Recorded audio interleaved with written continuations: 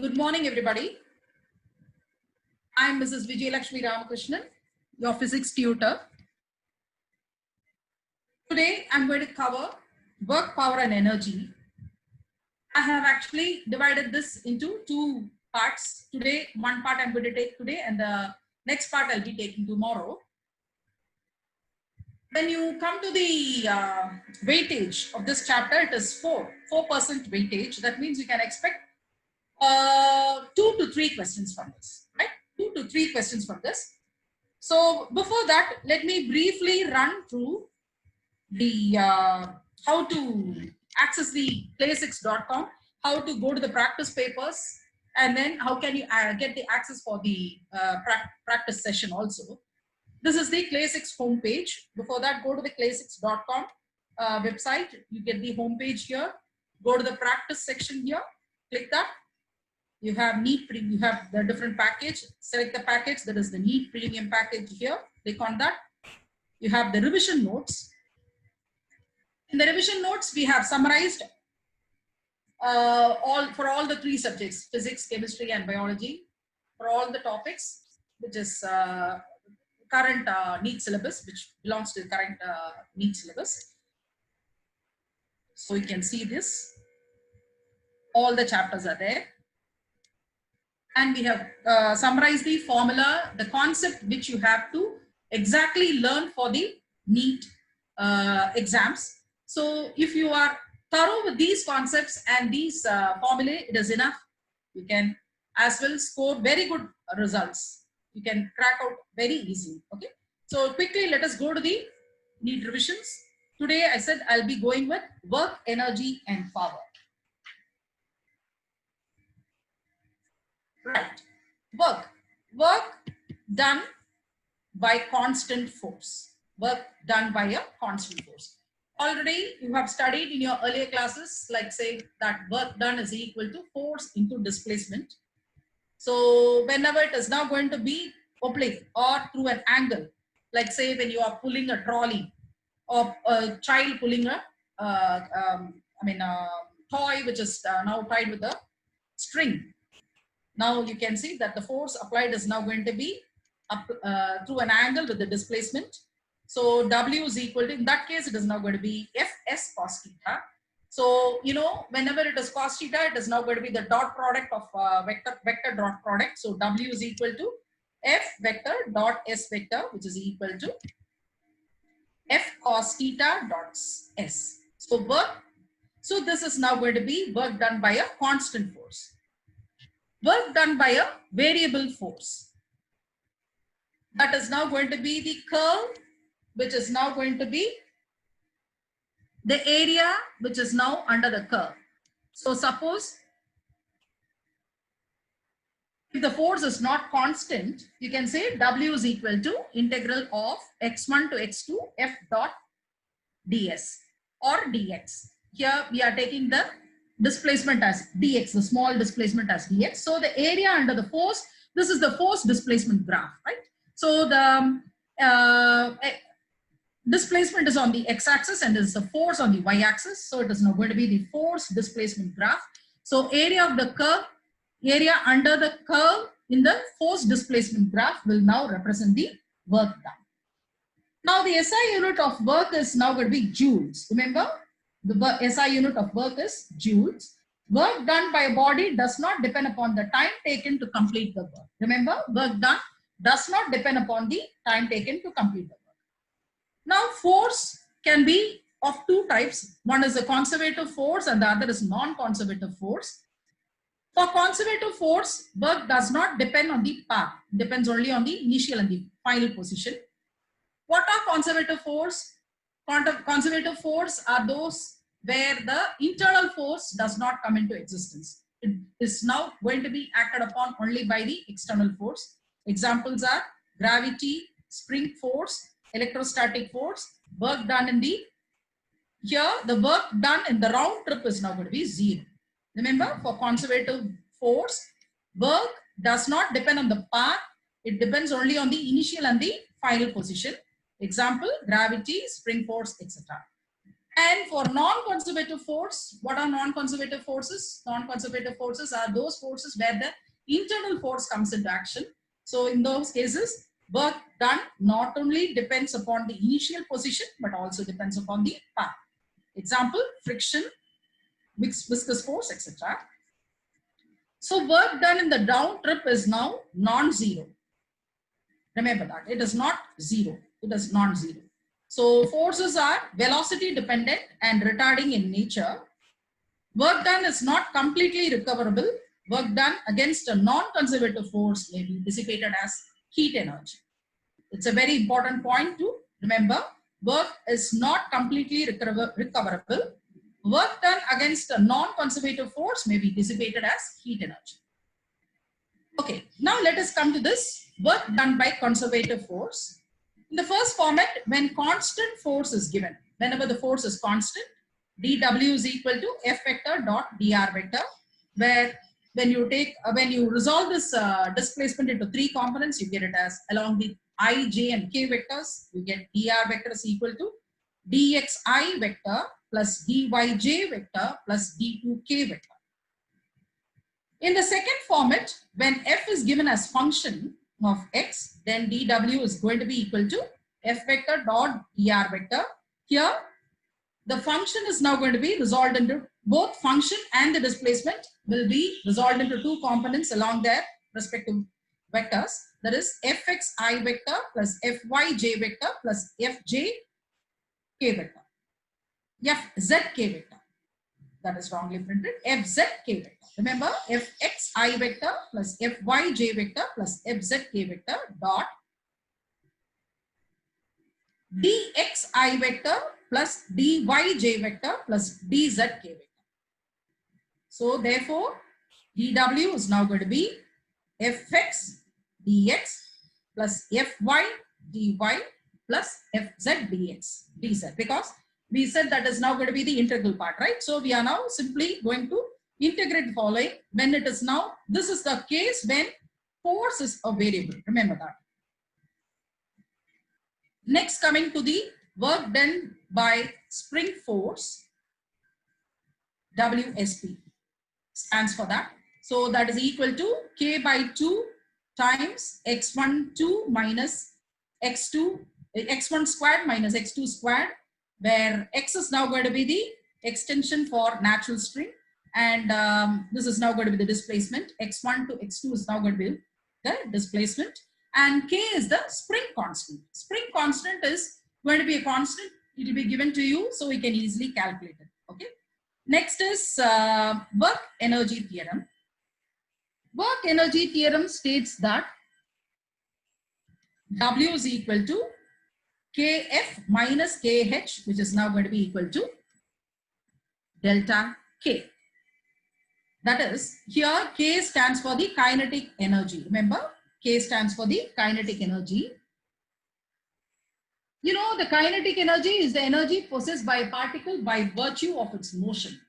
So, for example, you can say a bullet fired from a gun has a kinetic energy of translation and rotating wheel on a machine, which has a kinetic energy of rotation. So when I say energy of a body is the capacity to do work. So it is a scalar quantity. Of course, the SI unit is now going to be joules. Okay, joules. Okay. Kinetic energy and mechanical. Next, coming to the potential energy. Potential energy is nothing but yeah, I'll be going through that also. So the work energy theorem here states that the kinetic energy minus, that is the Kf minus Kh, stands for the final. It should be Ki. It should be Ki. It's printed wrong. Kf minus Ki, where Kf stands for the final kinetic energy minus the initial kinetic energy, that is equal to delta K. So work done on a particle by the resultant force is equal to the change in kinetic. So Kf minus Ki is now going to be the change in the kinetic energy of the particle. Now, what is potential energy? The energy stored in the body or system by virtue of its position. Remember, it's now going to be the position which is now going to come into play. That is called as the potential energy. Say, for example, when you, the spring of the key is now rotated,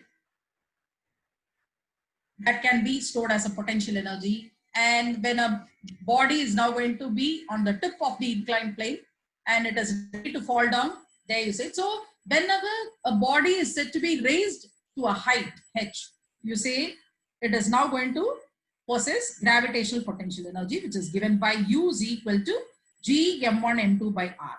So the mechanical energy of a particle is defined as the sum of the kinetic energy and the potential energy. So kinetic energy plus potential energy is equal to the mechanical energy.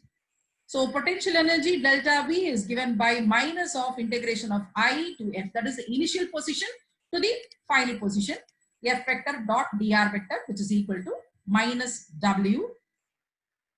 Minus W indicates that it is now going to be the position. It is now going to be the energy is now the work done and energy are now going to be, they are now going to be opposite to each other. That is why the negative symbol indicates. So Vf minus Vi is equal to minus of integration of I to F. That is the initial position to the final position, right? So minus of I to F vector dot dr vector. So kinetic energy plus potential energy is equal to the mechanical energy.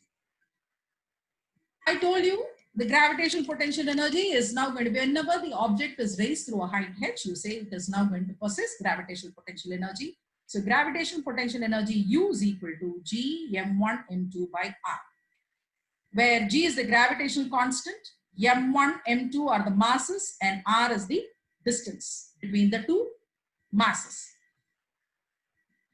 Second is the electrostatic potential energy U.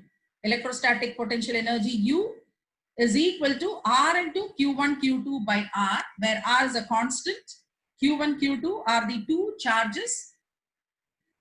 It can either be positive or negative, and R is the distance between the two charges. Next, third one is the potential energy of a compressed spring. So U is equal to half kx squared. K is the spring constant and x is the extension. Now coming to the law of conservation of energy, mechanical energy, it states that the total mechanical energy, the sum of the total energy, that is the potential and the kinetic energy, is always a constant if only conservative forces are acting on the system. Remember, if only the conservative forces are acting on the system, then the sum of the total energy, that is the potential energy plus the kinetic energy, is zero.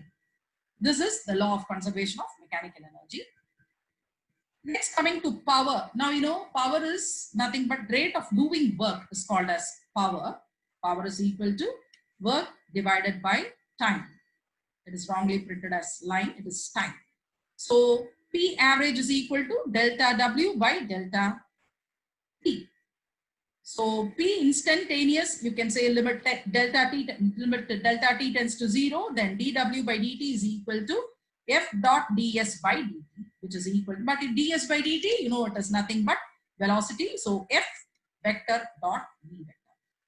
1 hour power is equal to 746 watts. Work done is equal to integration of P into dt, where P stands for power, and B is equal to the constant or the varying velocity. If B is constant, then we say P is equal to, F is equal to V into dm by dt, or this implies P is equal to V squared dm by dt. Right. I will stop here. I told you I'm going to split it into two parts. So tomorrow I'll be dealing with collisions, elastic collision and non-elastic collision, and the rotary motion of the particles tomorrow. So here, yeah, momentum and all this stuff I'll be doing tomorrow. So today I will stop till the work done. We have done till power. So let us quickly go to the second part, that is how to access the tests provided by the Clay 6. Now go back to the page. Now you have the physics tests here. You have about 102 tests.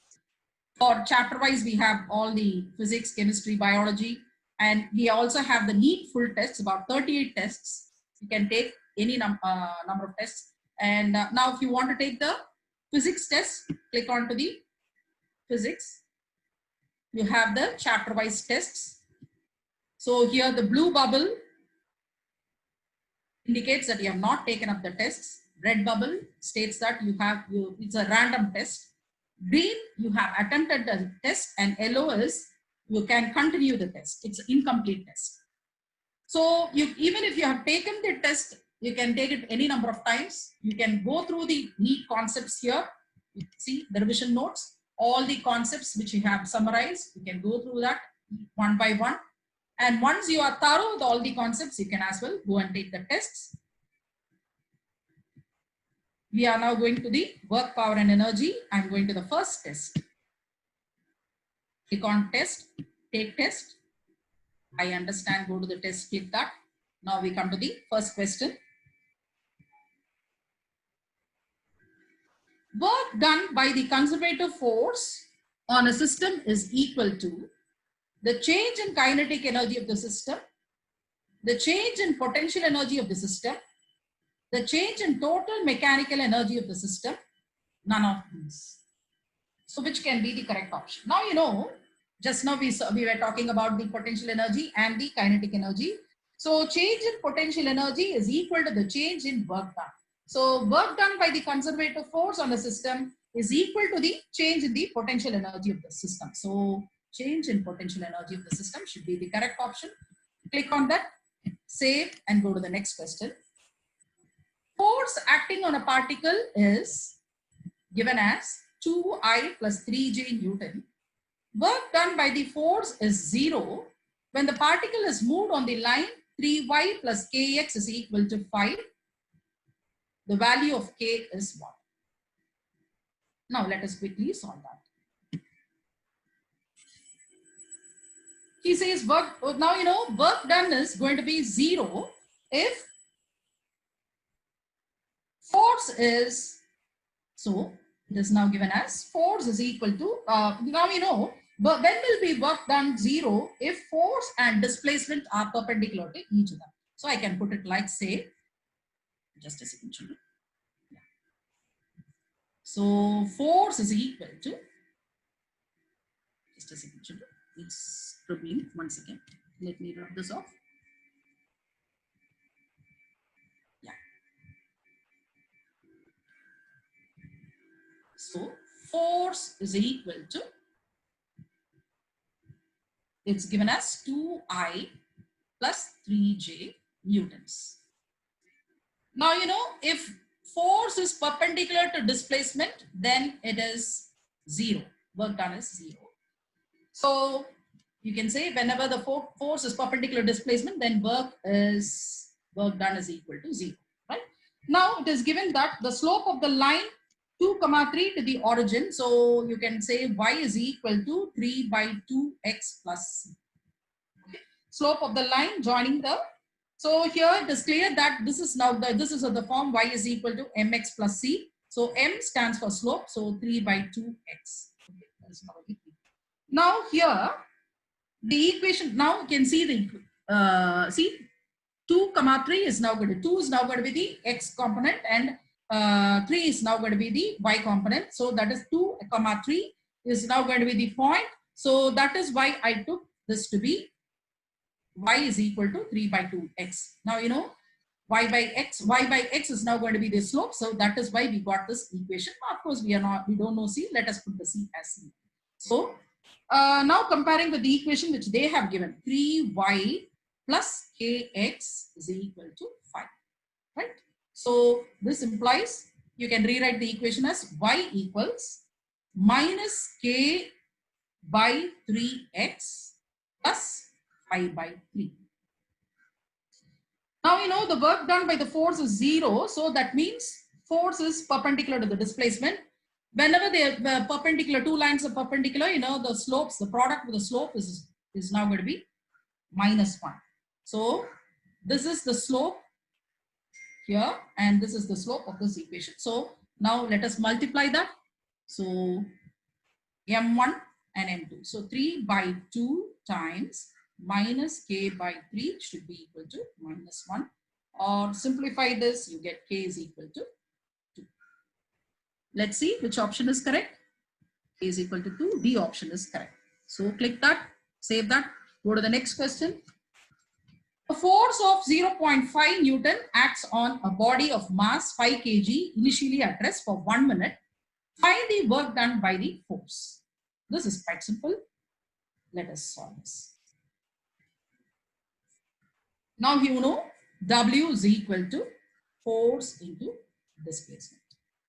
Given force is equal to 0.5 seconds. M is equal to 5 kg. Now you know F is equal to MA or A is equal to F by M. From this we can calculate A, which is equal to 0.5 divided by 5, that gives you 0.1 meters per second.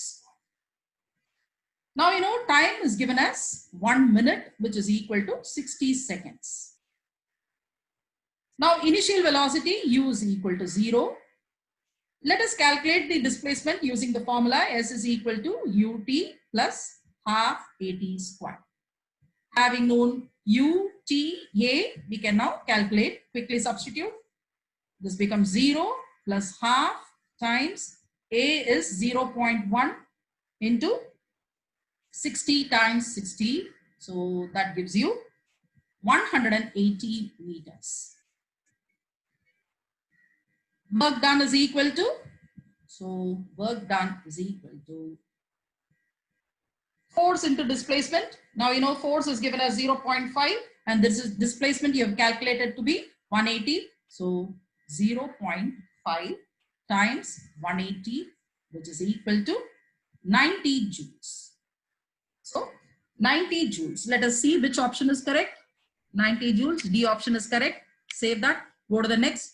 A block of weight W is pulled along a distance on a D on a table. Work done by the weight is what? Now, work done on the weight perpendicular to the direction of the displacement. This implies theta is now going to be 90 degrees, right? So work done is equal to F into S cos theta. Whenever we said that force is a constant and displacement is now going to be a variable, then it becomes F into F dot S, F vector dot S vector. So Fs cos theta, but here cos 90, the theta is going to be 90 degrees. So cos 90 is 0. So work done is 0. Let us click on that, save that, go to the next. 50 kg man with 20 kg load on his head climbs up 20 steps of 0.25 meters height each. So each step is now going to be 0.25 meters. So calculate the work done in climbing. Let's quickly solve this. Total mass. What is the total mass? Total mass is equal to 50 plus 20, which is equal to 70 kg. Total height. What is the total height? So we saw each step is 0.25. There are 20 steps, 20 into 0.25, which gives you 5 meters.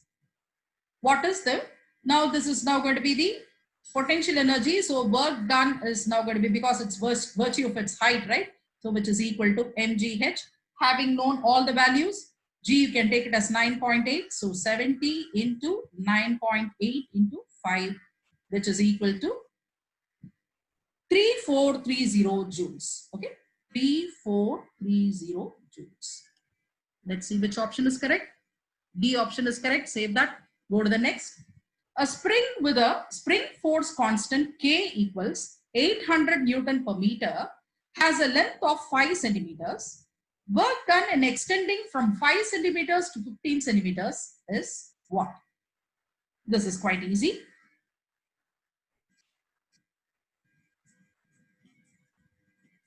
Now you know work done by spring force depends only on the endpoints. So if the block is moved from an initial displacement of xi to final displacement of xf, then you know the work done is given by Ws is equal to half k into xf squared minus xi squared. Having known all values, we can substitute, which is equal to half into 800 into 15 squared minus 5 squared, which is nothing but 8 joules. Which is nothing but 8 joules. Let's see which option is correct. Option A is correct. Save that. Go to the next one.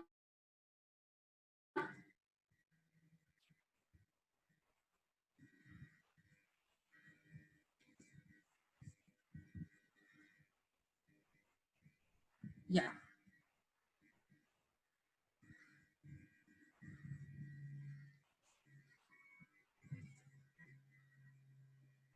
One second.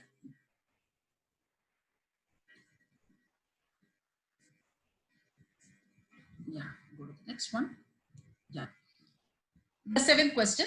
An object of mass 1 kg traveling at 5 meters per second enters a region of ice where the coefficient of kinetic friction is 0.10.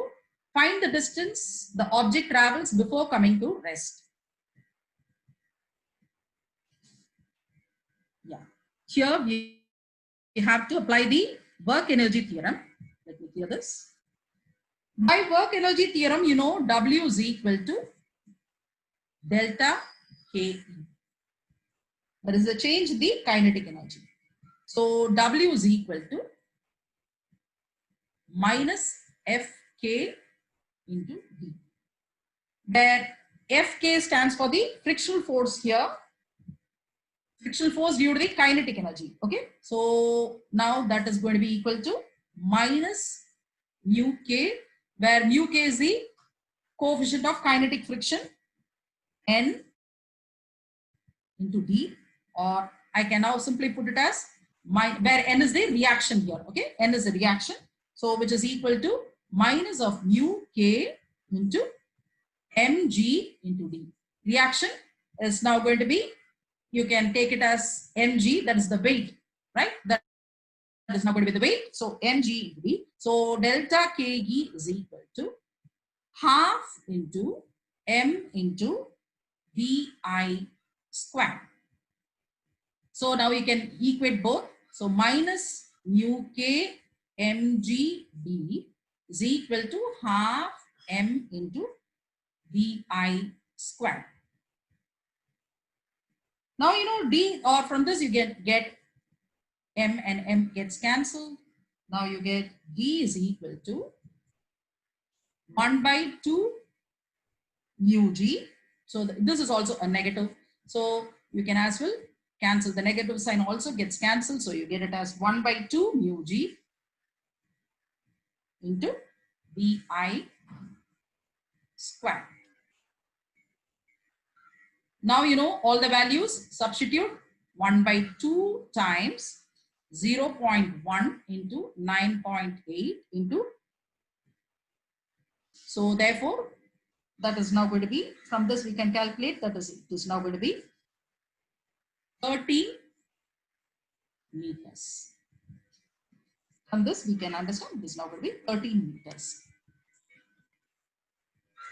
The initial velocity is also, now I forgot to substitute 5 square into 5 square.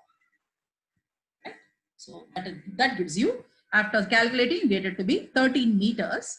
So what is the correct option? D option is correct. So save that. Go to the next question. A ball is moving with a velocity of 3 meters per second towards a heavy wall, moving towards a ball with speed of 1 meters per second. Assuming collision to be elastic, find the velocity of the ball immediately after collision. Of course, I didn't do collision today. Anyways, I'll quickly go through the, we'll go to the neat notes. Let's see which formula to be applied here. He says it's perfect elastic collision. See, E is equal to 1. E is equal to 1 for perfect elastic collision. So we can take that. So that means V2 minus V1 by U2 minus U1 is equal to 1. Okay. So we can substitute that formula. I'll go in detail tomorrow. Today, for this problem's sake, let us know E is equal to 1. And so V2 minus V1 by U2 minus U1 is equal to 1. Let us substitute in that. Let me solve it for you. So since it is elastic, E is equal to 1. So V2 minus V1 by U2 minus U1 is equal to 1. Speed of the ball will not change after collision. Whenever it is elastic collision, understand it is not going to change. Suppose if V is going to be the velocity after collision, the relative speed of separation is now going to be the relative speed of approach. Remember, relative speed of separation is equal to the relative speed of approach. So that means it is now from this we get V2 minus V1 is equal to U2 minus U1. Okay, U2 minus U1. Now U1 is given as, sorry, U1 is given as 3 meters per second. U1 is 3 meters per second and U2 is minus 1 meter per second. Just a second.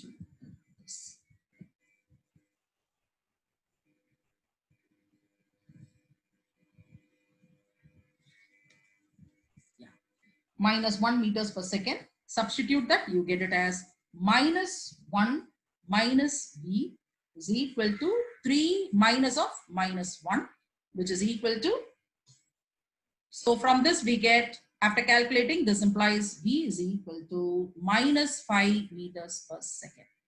Let's see which option is correct. Minus 5 meters per second. D option is correct. Save that, go to the 9. Calculate work done to move a body of mass 10 kg along an inclined plane, that is theta is equal to 30 degrees with constant velocity through a distance of 10 meters. He is asking you to take G as 10 meters per second squared. So just the work done problems, that is pretty easy. Let us quickly solve this. Now you know F is equal to mg sine theta, the external force applied up the plane while the body is moving downwards. So W is equal to FD, which is equal to, so since it is now going in the, now you can see it is now going to be like this. It is now coming like this in the negative. So this is now going to be theta.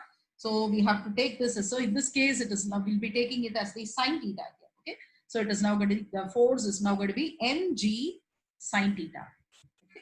The force is now going to be mg sine theta times d. Okay. So that is d is equal to, given as 10 meters, mass is given as 10 kg, and theta is equal to 30 degrees. Now you know sine 30 is half. Having known all values, G is given as 10 meters per second squared. So having known all values, W is equal to 10 into sine 30, which is half. So that gives you 500 joules. Let's see which option is correct. Option B is correct. Click that, go to the next. If the unit of force and length each increase by 4 times, then the unit of energy is increased by how much?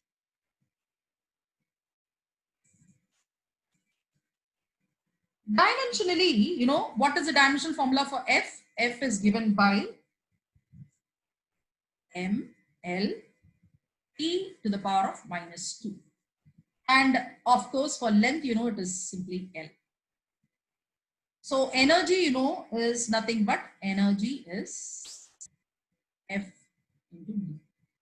So you can represent it that by ml t to the power of minus 2 into L, which is nothing but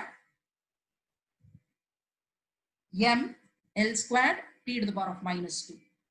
So if force and length are quadrupled in this value, then the new energy now becomes, now let me put this as E dash, let this be E, let this be E dash, then it becomes 4 times ml t to the power of minus 2, and the length is also quadrupled, so 4 times L.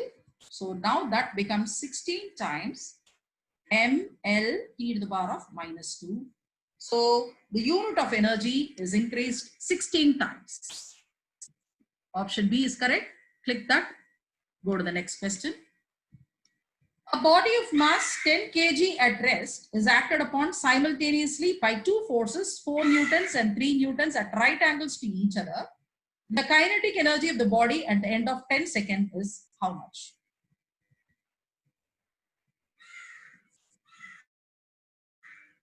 Now the forces are now going to be perpendicular to each other. Means it is now going to be more like, say it is like this. Okay. So this is 3, this is 4. So you can, the net force is now going to be the resultant of these two. That is now going to be root of 4 squared plus 3 squared, which is equal to 5 newtons. Okay, they're perpendicular to each other. So you can. Now the man is the mass of the man is given. I mean, the mass is given as 10 kg, right? So 10 kg. Now you know mass is equal to given as 10 kg. Let us note that. So A is equal to F by M. So 5 by 10, which is equal to 0.5 meters per second square. Now kinetic energy, you know, is equal to half mv squared, right? So we don't know V now. We know M, we know A. So using that we calculated A now. So we need to calculate V. So we can use the formula V is equal to U plus AT here. So when you substitute, initial velocity is 0. So V is equal to 0 plus A into T, that is 0.5, or you can write it as A squared T squared. So into 10. So that is now going to be, now substitute, having known V, we can now, that is now going to be 5. Okay. So V squared is now going to be equal to 0.5 into 10 the whole square, or 5 squared, right? So it is now going to be kinetic energy, substitute half into 10 into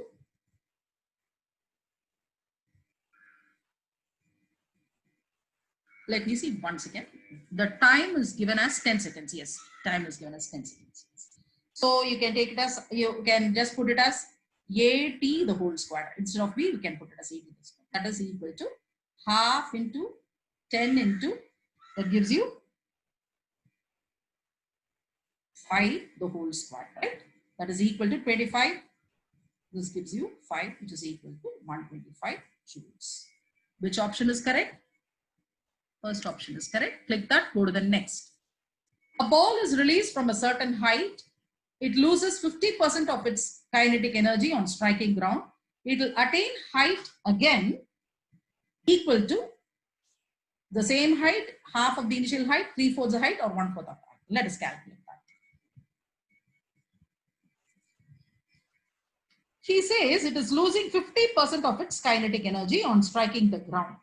So it's obviously its potential energy will also be reduced to half. So height attained is equal to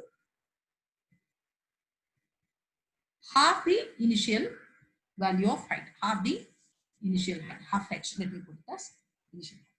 So half the initial height. So which option should be right? Half the initial height. B should be. Save that. Go to the next. A car of mass m is driven with acceleration a along a straight level road against a constant external resistive force r. When velocity of the car is v, the rate at which the energy of car is doing work will be 1.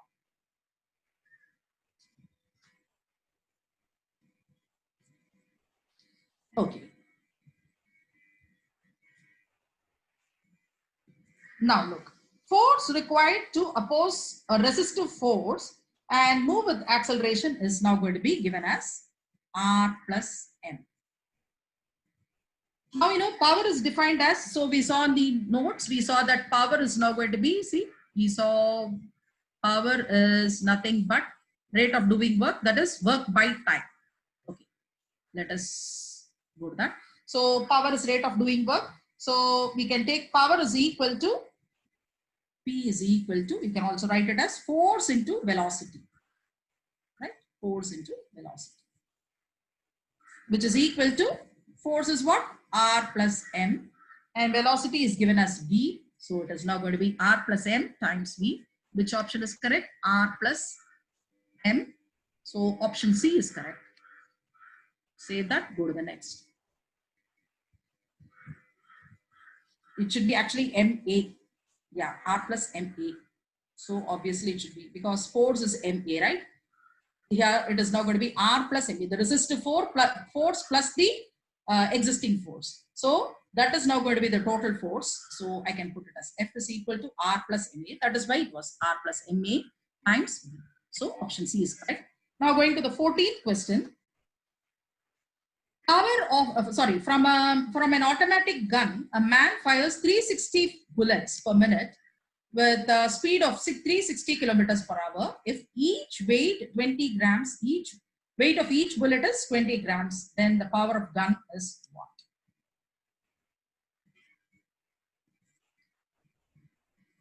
Power of a body, is depends on the rate at which the body can do the work. So I can put P is equal to W by T.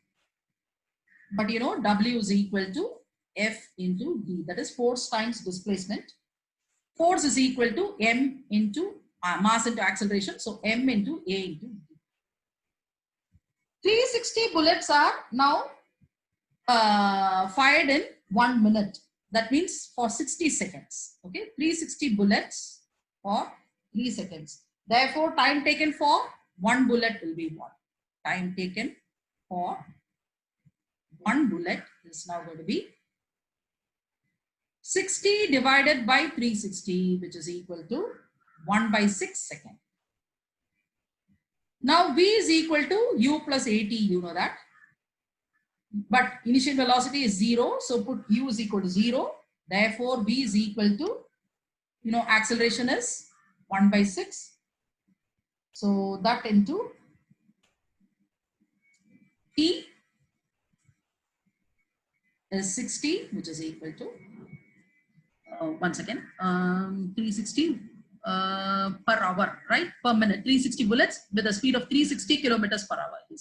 So it is, the velocity is given as, sorry, so wait for that. Yeah, U is 0. So V is 360, right? So 360 kilometers per hour. From this, we can calculate A now. So it is now going to be 360 kilometers per hour. Okay, yeah. So this is now going to be in hours. So we have to change it to meters per second. So 360 kilometers per hour is now going to be equal to, it will be 100 meters per second. You know that, 100 meters per second. So now let me substitute. 100 is equal to 0 plus A into, A is 1 by 6, of course, 1 by 6 into, I'm sorry, T is 1 by 6. So we don't know A. So this is going to be T. So we are calculating A now. So this implies A is equal to 600 meters per second square. I'll come again. P is equal to W by T, but W is equal to F into D, which is equal to, but F is equal to M times A times D. Okay, so work done is equal to MAD. Now he says time taken for 360 bullets is equal to 60 seconds. Therefore, time taken for 1 bullet is now going to be 60 by 360, which is equal to 1 by 6 seconds, which is equal. So therefore, T is equal to 1 by 6.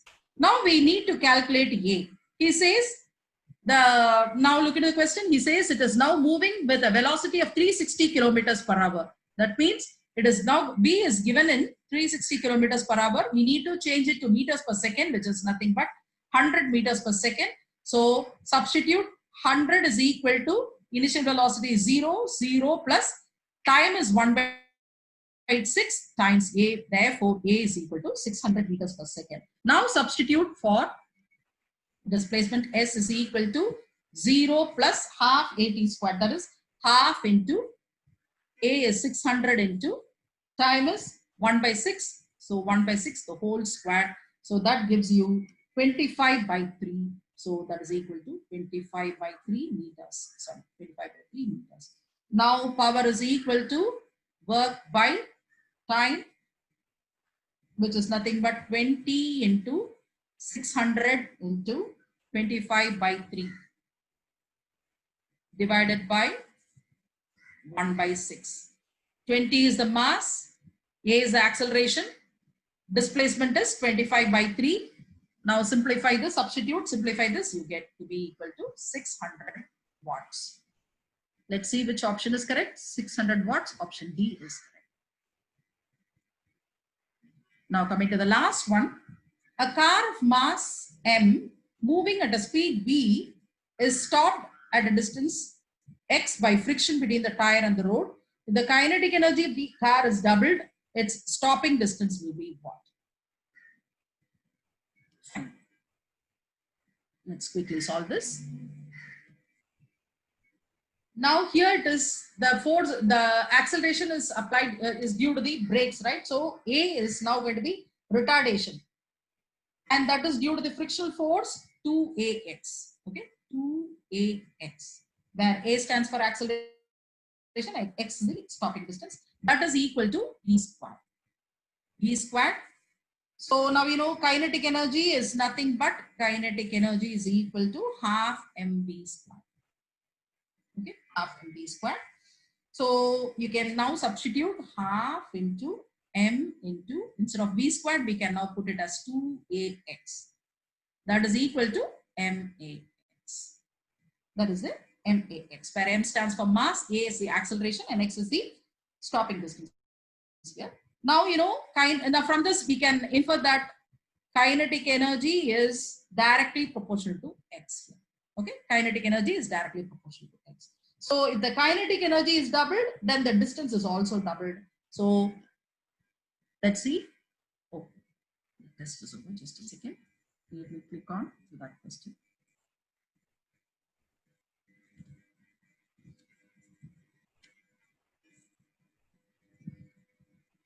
So the distance, stopping distance will be double. So 2x is the correct option. Then x, the distance is also doubled, he says. So 2x should be the correct option. Say that and that is all. Now you can end the test. Yes, you can end the test here. The results will be loading. Since we went back, you can see that all the answers, the questions, the answers, the results will be given here. The correct answers are now going to be marked with green. Unanswered will be,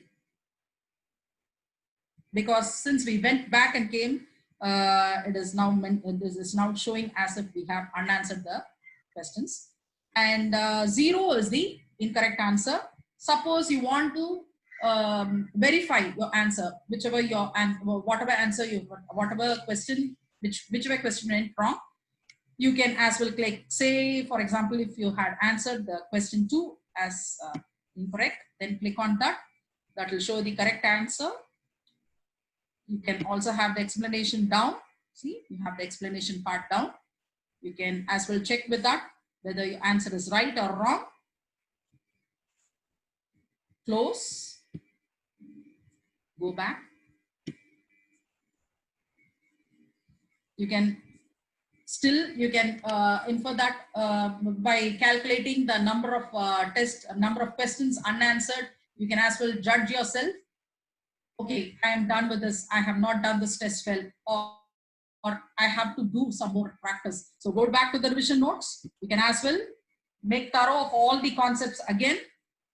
Go back to the test again, and then you can take that. Even if you have attempted the test, you can take the test any number of times until you are going to be thorough with the concept. So like this, we have so many other tests. I mean, you have got chapter wise, you've got so many tests. You can take all the tests any number of times until you are thorough with the concept.